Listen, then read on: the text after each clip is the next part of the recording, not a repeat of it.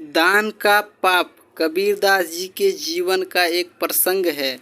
संत कबीर अपनी रोजी रोटी चलाने के लिए कपड़े बुना करते थे। एक बार दोपहर के समय जब कबीरदास जी कपड़े बुनने में लीन थे, तभी उनके द्वार पर एक भिखारी आया। भिखारी बड़ा ही भूखा प्यासा मालूम होता था। भिखारी को देखकर कबीरदास जी को बड़ी दया आई और उन्होंने उसे ठंडा पानी पिलाया। भिखारी कई दिन से भूखा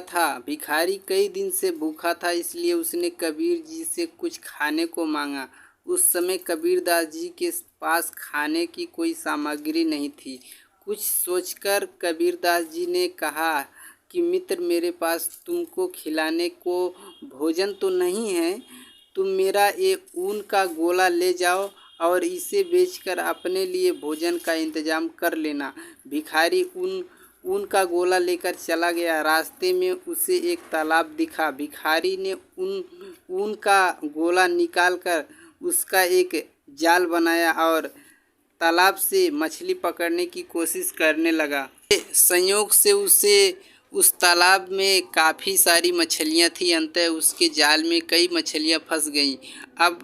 अब तो भिखारी शाम तक मछली पकड़ता रहा। काफ़ी मछली इकट्ठा हो जाने पर उन्हें बाजार में बेच आया। अब वो भिखारी रोजाना तालाब में जाता और ऊन के जाल से खूब मछलियाँ पकड़ता था। धीरे धीरे उसने मछली पकड़ने को ही अपना धंधा बना लिया। अब वो कई अच्छे किस्म के जाल भी खरीद लाया। ऐसा करते करते एक दिन वो काफ़ी अमीर व्यक्ति बन गया। एक दिन उस भिखारी ने सोचा कि क्यों न संत कबीर से मिलने जाया जाए और उनका धन्यवाद दिया जाए, क्योंकि आज मैं उन्हीं की वजह से अमीर बन पाया हूँ। जब वो भिखारी कबीरदास जी के पास गया तो अपने साथ सोने चांदी और रत्न लेकर आया। तभी सभी सोना चांदी और रत्न उसने कबीर जी के चरणों में लाकर रख दिए, लेकिन संत कबीर उस भिखारी को पहचान ना पाए।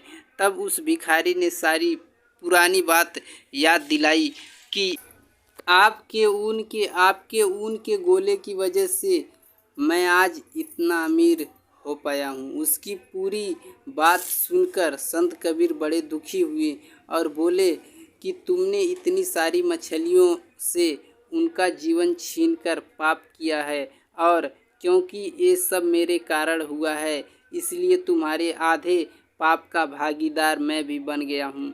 संत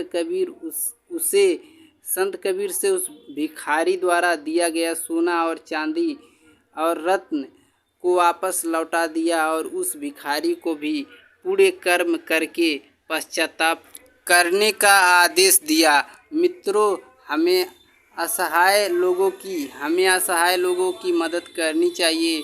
दान करना सबसे बड़ा पुण्य है, लेकिन ये पुण्य तभी मान्य है जब आपका दान अच्छे कर्मों में इस्तेमाल हो। बुरे कर्मों के लिए दिया गया दान भी पाप के समान होता है और दान देने वाला भी उस पाप का भागीदार बनता है। दान दें, लेकिन सोच समझकर, ताकि आपके दान का दुरुपयोग ना हो। मिलते हैं नेक्स्ट वीडियो में, तब तक के लिए धन्यवाद।